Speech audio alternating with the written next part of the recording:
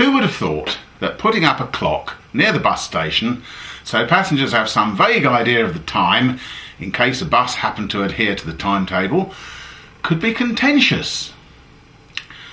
My only complaint about the whole thing is that, yet again, St Edmundsbury Borough Council is being bailed out by the residents of Haverhill. There was a clock there, placed in memory of Bill Blake, the town clerk who guided the former Haverhill Urban District Council through the decades of town expansion in the 1950s, 60s and early 70s.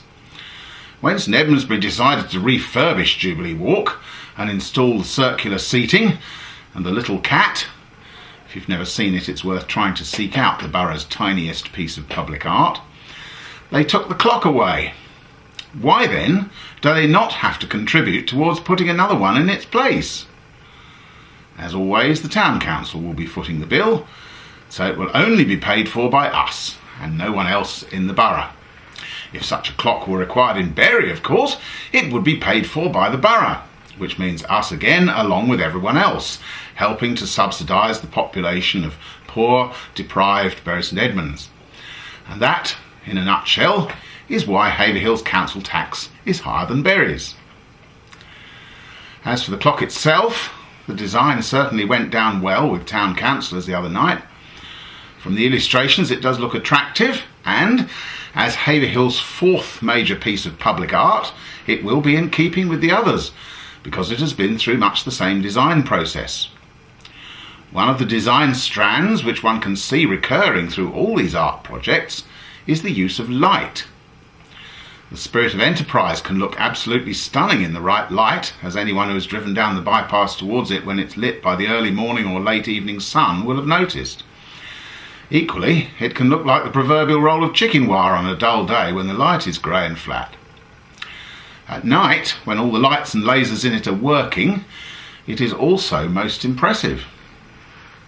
The Queen Street gates are also brought to life beautifully by sunlight from the right angle, but they can look a bit tatty close too.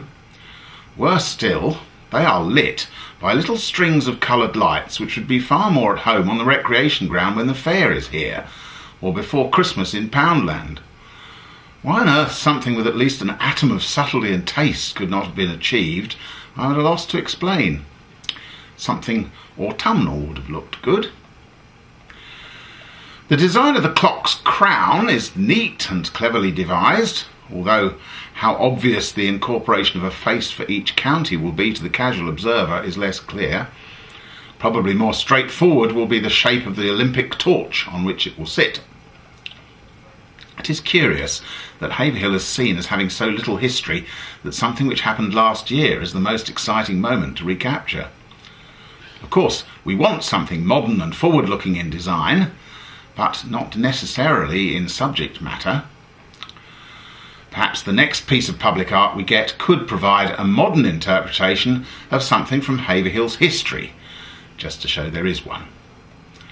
Nevertheless, the amount of public art around is not a bad indicator of the vitality of a community, and at £1 each for residents, that's pretty good value.